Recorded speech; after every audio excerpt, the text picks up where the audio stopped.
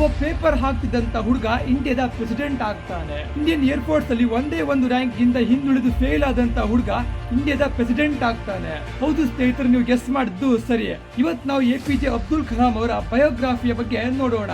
If you want to shine like a sun, first burn like a sun. ಜಗತ್ತಿಗೆ ಇದನ್ನ ಹೇಳಿಕೊಟ್ಟ ಅಬ್ದುಲ್ ಕಲಾಂ ಅವರು 15 October 1931 ನಲ್ಲಿ ರಾಮೇಶ್ವರನ ಒಂದು ಮುಸ್ಲಿಂ ಬಡ ಕುಟುಂಬದಲ್ಲಿ ಹುಟ್ಟುತ್ತಾರೆ. ಇವರ ತಂದೆ ಜನಾಲುದ್ದೀನ್ ಒಬ್ಬ ನಾವಿಕನಾಗಿ ಇರ್ತಾರೆ. ಹಾಗೆ ತಾಯಿ ಆಶಿ ಅಮ್ಮ ಒಬ್ಳು ಹೌಸ್ ವೈಫ್ ಆಗಿರ್ತಾಳೆ. ಇವರು 4 ಜನ ಸಹೋದರರು ಹಾಗೂ ಒಬ್ಬಳು ಸಹೋದರಿಯಲ್ಲಿ ಕೊನೆಯ ಮಗನಾಗಿ ಇವರು ಹುಟ್ಟುತ್ತಾರೆ. ಮನೆಯಲ್ಲಿ ತೀರ ಬಡತನ ಇದ್ದಂತ ಕಾರಣ 10ನೇ ವರ್ಷಕ್ಕೆ ಇವರು ಪೇಪರ್ ಹಾಕ್ಲಿಕ್ಕೆ ಶುರು ಮಾಡ್ತಾರೆ. ಹಾಗೆ ಇವರು ಪೇಪರ್ನೇ ಹಾಕ್ಲಿಕ್ಕೆ ಒಂದು ಕಾರಣ ಕೂಡ ಇರುತ್ತೆ. ಅದೇನಂತ ಹೇಳಿದ್ರೆ, ಅಬ್ದುಲ್ ಕಲಾಂ ಅವರಿಗೆ ಬಾಲ್ಯದಿಂದಲೂ ಹೊಸ ವಿಷಯಗಳನ್ನು ತಿಳ್ಕೊಳ್ಳುವಂತ ಆಸಕ್ತಿ ತುಂಬಾ ಇರುತ್ತೆ. ಇದೇ ಕಾರಣಕ್ಕೆ ಅವರು ಪ್ರತಿದಿನ ಪೇಪರ್ ಅನ್ನ ಓದಿದ ನಂತರ ಪೇಪರ್ನ ಹಾಕುತ್ತಾ ಹೋಗ್ತಾ ಇದ್ರು. ಇನ್ನು ಅವರಿಗೆ ಕಷ್ಟಗಳು ಇಲ್ಲಿಗೆ ಮುಗಿಲಿಲ್ಲ. ಯಾವಾಗ ಇವರು 5th ಸ್ಟ್ಯಾಂಡರ್ಡ್ ಅಲ್ಲಿ ಇರ್ತಾರೋ, ಅವರ ಬೆಸ್ಟ್ ಫ್ರೆಂಡ್ ರಾಮದಾಸ್ ಶಾಸ್ತ್ರಿ ಜೊತೆಗೆ ಫಸ್ಟ್ ಬೆಂಚ್ ಅಲ್ಲಿ ಕುಳಿತಿರ್ತಾರೆ. ಇದನ್ನ ಕಂಡಂತ ಅವರ ಶಿಕ್ಷಕರು ಒಬ್ಬ ಗ್ರಾಮೀಣ ಹಾಗೂ ಮುಸ್ಲಿಂ ಒಟ್ಟಿಗೆ ಕುಳಿತಿದ್ದ ನೋಡಿ ಅವರಿಗೆ ಸಹಿಸಲಿಕ್ಕಾಗದೆ ಅಬ್ದುಲ್ ಕಲಾಂ ಅವರನ್ನ ಕೊನೆಯ ಬೆಂಚ್ಗೆ ಕಳಿಸ್ತಾರೆ. ಈ ಲಾಸ್ಟ್ ಬೆಂಚ್ ಅಲ್ಲಿ ಕುಳಿತಿರೋದ್ರಿಂದ ಕಲಾಂ ಅವರು ತಮ್ಮ ಜೀವನದಲ್ಲಿ ಹಿಂದೆ ಉಳಿತಿದ್ರ ಇಲ್ಲ, ಬದಲಾಗಿ ಅದೇ ಲಾಸ್ಟ್ ಬೆಂಚ್ ಅಲ್ಲಿ ಕುಳಿತು ಪ್ರಪಂಚವನ್ನ ಚೇಂಜ್ ಮಾಡ್ತೀನಿ ಎಂಬ ನಿರ್ಧಾರವನ್ನ ಮಾಡ್ತಾರೆ. ಮೋಸ್ಟ್ಲಿ ಇದಕ್ಕೆ ಅವರು ಹೇಳಿರ್ಬೇಕು, the best brains of the nation may be found in the last bench of the classroom ಅಂತ. ಇನ್ನು ಕಲಾಂ ಅವರ ಜೀವನದಲ್ಲಿ ಬಂದಂತ ಒಂದು ಇಂಟ್ರೆಸ್ಟಿಂಗ್ ಟಾಪಿಕ್ ಅಂತ ಹೇಳಿದ್ರೆ ಅದೇ ಪೈಲಟ್ ಆಗೋದು. ಈ ಕನಸಿನ ಬೀಜವನ್ನ ಅವರ ತಲೆಯಲ್ಲಿ ಮೊದಲು ಬಿಟ್ಟಿದವರು ಅವರ ಟೀಚರ್ ಶಿವಸುಬ್ರಹ್ಮಣ್ಯ ಅಯ್ಯರ್. ಇವರು ಒಂದು ದಿನ ಕ್ಲಾಸ್ ರೂಮ್ ಅಲ್ಲಿ ಹಕ್ಕಿ ಅದು ಹೇಗೆ ಹಾರುತ್ತಂತ ಅರ್ಧ ಗಂಟೆ ತನಕ ಪಾಠವನ್ನ ಮಾಡ್ತಾರೆ. ಆದ್ರೆ ಇದು ಅಲ್ಲಿ ಯಾರಿಗೂ ಕೂಡ ಅರ್ಥ ಆಗಲ್ಲ. ಅದಕ್ಕೆ ಇವರು ಒಂದು ಐಡಿಯಾವನ್ನ ಮಾಡಿ ಕ್ಲಾಸ್ ಮುಗಿದ ನಂತರ ಎಲ್ಲರನ್ನು ಕರ್ಕೊಂಡು ಪಕ್ಕದಲ್ಲಿರುವಂತ ಕೊಳದ ಬಳಿ ಹೋಗ್ತಾರೆ.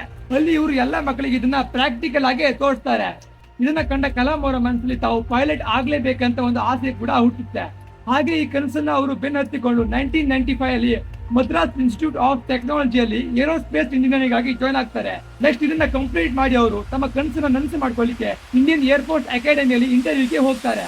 ಆದ್ರೆ ಅವರು ಈ ಇಂಟರ್ವ್ಯೂ ಅಲ್ಲಿ ಫೇಲ್ ಆಗ್ತಾರೆ. ಆದ್ರೆ ಒಂದು ವಿಶೇಷ ಏನಂತ ಹೇಳಿದ್ರೆ, ಇಂಟರ್ವ್ಯೂ ಅಟೆಂಡ್ ಮಾಡಿದ 25 ಮೆಂಬರ್ ಅಲ್ಲಿ 8 ಜನ ಮಾತ್ರ ಸೆಲೆಕ್ಟ್ ಆಗ್ತಾರೆ. ಆದ್ರೆ ಕಲಾಂ ಅವರ ರ್ಯಾಂಕ್ ಬಂದ್ಬಿಟ್ಟು 9th ರ್ಯಾಂಕ್ ಆಗಿರುತ್ತೆ.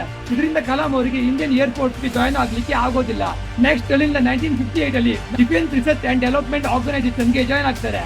ಇಲ್ಲಿ ಅವರಿಗೆ ವಿಕ್ರಮ್ ಸಾರಾಭಾಯಿಂದ Indian national community force space research ಅಲ್ಲಿ ಸೇರ್ಕೊಳ್ತಾರೆ. ಇಲ್ಲಿ ಅವರ ಮೊದಲನೇ ಗುರಿ ಬಂದ್ಬಿಟ್ಟು ಇಂಡಿಯಾಗಾಗಿ ಒಂದು ಮಿಸೈಲ್ ನ ರೆಡಿ ಮಾಡೋದಾಗಿರುತ್ತೆ. ಇವರು ತಮ್ಮ ಮೊದಲನೇ ರಾಕೆಟ್ ನ ವರ್ಕ್ ನ ಕೇರಳದ ತುಂಬಾ ನಗರಲ್ಲಿ ಶುರು ಮಾಡ್ತಾರೆ. ಕಮಿಟಿ ಇನ್ನು ಸ್ಟಾರ್ಟ್ ಆದ ಕಾರಣಕ್ಕೆ ಅವರ ಬಳಿ ಯಾವುದೇ ಒಂದು ವರ್ಕ್ಶಾಪ್ ಕೂಡ ಇರಲಿಲ್ಲ. ಅದಕ್ಕೆ ಅದೇ ಹಳ್ಳಿಯಲ್ಲಿ ಇದ್ದಂತ ಒಂದು ಹಳೆ ಚರ್ಚ್ ಅನ್ನ ತಮ್ಮ ವರ್ಕ್ಶಾಪ್ ಆಗಿ ಮಾಡ್ಕೊಳ್ತಾರೆ. ಅಂತೂ ಇಂದು ಇಲ್ಲೇ ಅವರ ರಾಕೆಟ್ ಅನ್ನ ರೆಡಿ ಮಾಡ್ಬಿಟ್ಟು ಇದನ್ನ ಸೈಕಲ್ ಹಾಗೂ ಎತ್ತಿನ ಗಾಡಿಯ ಮೂಲಕ ತಮ್ಮ ಲಾಂಚ್ ಪ್ಯಾಡ್ ನ ಕಡೆ ತಗೊಂಡು ಹೋಗ್ತಾರೆ. ಆದ್ರೆ ಈ ಮಿಷಿನ್ ಅರ್ಧಕ್ಕೆ ಫೇಲ್ ಆಗ್ಬಿಡುತ್ತೆ.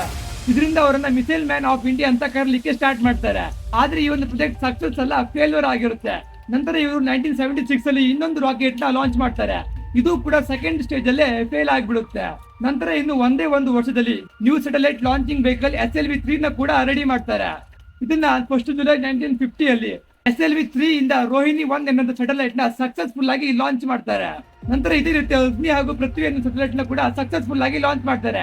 ನಂತರ 41 ವರ್ಷದ ತನಕ ಇಂಡಿಯಾದ ಸೇವೆ ಮಾಡಿದ ಇವರು 1999 ಅಲ್ಲಿ DRDO ದಿಂದ ರಿಟೈರ್ಡ್ ಆಗ್ತಾರೆ. ಇದಾದ ನಂತರ ಇವರಿಗೆ ಭಾರತದ ಪ್ರೆಸಿಡೆಂಟ್ ಆಗುವಂತ ಅವಕಾಶ ಕೂಡ ಸಿಗುತ್ತೆ. ನೆಕ್ಸ್ಟ್ ಇವರು 22 ಜುಲೈ 2002 ಅಲ್ಲಿ ಭಾರತದ 11ನೇ ಪ್ರೆಸಿಡೆಂಟ್ ಆಗಿ ಬರ್ತಾರೆ. ಇವರು ಪ್ರೆಸಿಡೆಂಟ್ ಆಗಿದ್ರು ಕೂಡ ಇವರಿಗೆ ಟೀಚಿಂಗ್ ನ ಮೇಲೆ ಇದ್ದಂತ ವ್ಯಾಮೋಹ ಬೇರೆ ರೀತಿ ಇತ್ತು. ಇವರು ತಮ್ಮ ಫ್ರೀ ಟೈಮ್ ಅಲ್ಲಿ ಮಕ್ಕಳಿಗೆ ಪಾಠ ಕೂಡ ಮಾಡ್ತಾ ಇದ್ರು. ಇವರಿಗೆ ಟೀಚಿಂಗ್ ನ ಮೇಲೆ ಇದ್ದಂತ ವ್ಯಾಮೋಹ ಅದು ಯಾವ ರೀತಿ ಇದ್ದಿತ್ತಂದ್ರೆ 27 ಜುಲೈ 2015 ಅಲ್ಲಿ ಇವರು ಯಾವಾಗ ಹಾರ್ಟ್ ಅಟ್ಯಾಕ್ ಇಂದ ನಿಧನ ಹೊಂತಾರೋ ಆವಾಗ್ಲೂ ಕೂಡ ಇವರು ಪಾಠವನ್ನ ಮಾಡ್ತಾ ಇರ್ತಾರೆ. ಹಾಗಿದ್ರೆ APJ ಅಬ್ದುಲ್ ಕಲಾಂ ಅವರ ಬಯೋಗ್ರಫಿ ಬಗ್ಗೆ ನಿಮ್ಗೆ ಅನ್ಸುವಂತ ಕೆಳಗಡೆ ಕಮೆಂಟ್ ಮಾಡಿ. ಹಾಗೆ ನಮ್ಮ ಚಾನಲ್ಗೆ ಹೊಸಬರಾಗಿದ್ರೆ ಇವಾಗಲೇ ಸಬ್ಸ್ಕ್ರೈಬ್ ಮಾಡ್ಕೊಳ್ಳಿ.